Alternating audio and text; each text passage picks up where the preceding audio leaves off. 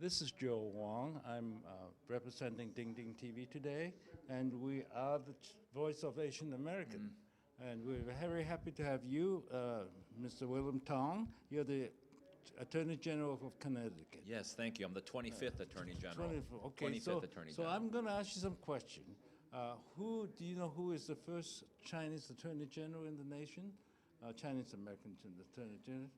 So there have been appointed attorneys general in Hawaii, but I'm the first elected Chinese American Attorney General in the history of our country.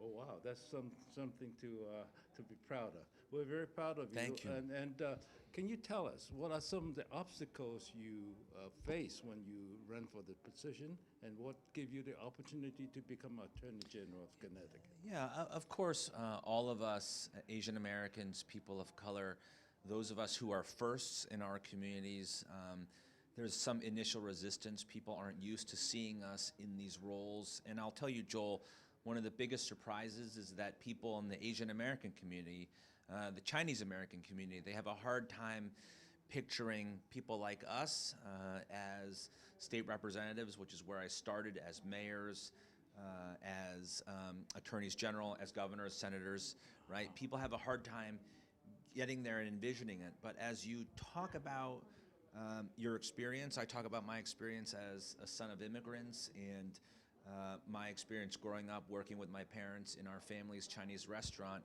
You realize that your own experience resonates with a lot of other people because they share that experience. When you decide to become a public servant, get into public service, did you receive any obstacles from your own family?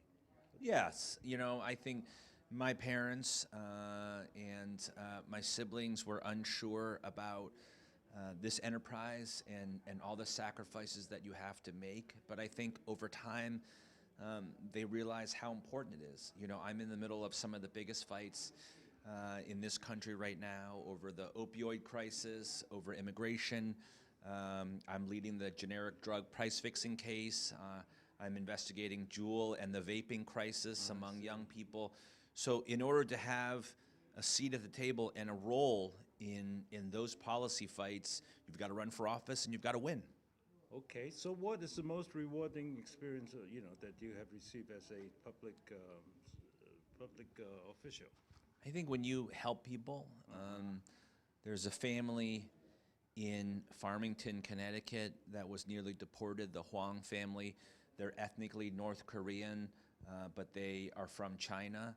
And there was a very real possibility that they were going to get deported back to China and then back to North Korea. And working with our governor, we were able to help them stay in this country. And they're still fighting. The fight's not over yet, but they have 2 teenage sons who are Americans, and fighting for families like them is tremendously rewarding. Okay, how about some of the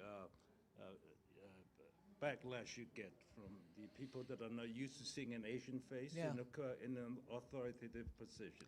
It happens, and someone just asked me, what should I not do as a candidate? And my advice is, don't get mad. You can get even, but don't get mad, right? Don't react. Don't give air and oxygen and spotlight to people who are full of hate and want to attack you.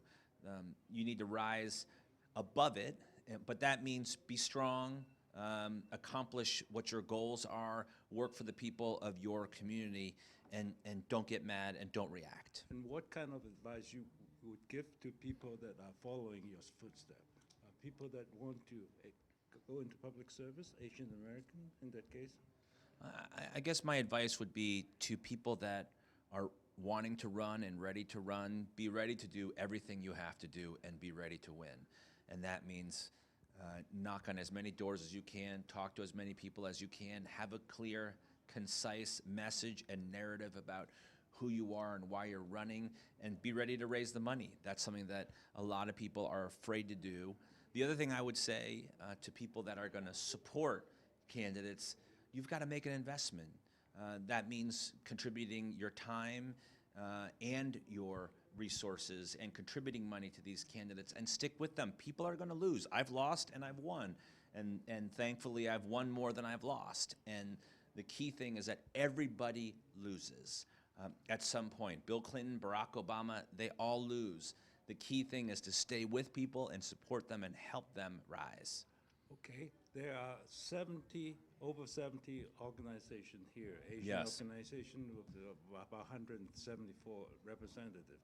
So what is the word that you want to give them to make them understand civic engagement and public service is important for Asian American? They have to unify, and we have to put aside our sometimes petty differences and disagreements and understand there's only one elected Chinese American Attorney General. There's only one Alan Fung, Chinese American mayor of Cranston, Rhode Island, which is a major city. There's just not enough of us to be fighting amongst ourselves. We shouldn't do that anyway, but we need to unify. Furthermore, you know, you're on the East Coast. There are a lot of Asians in the West Coast. Are you making a coalition with them to help Yeah. support each other? I think that's tremendously important. We have very different experiences. West Coast Asians, immigration occurred much earlier, and people have been here for many generations. And on the East Coast, it's different, and there are new immigration patterns. People from southern China, you know, and then people from Taiwan, and people from the mainland, people from Korea, people from South Asia and Southeast Asia came relatively recently. And so it's really important that all of us find common cause. Okay, thank you very much for Thank you. your time. Do you have any final word? No, of thank you advice? so much. Thank you so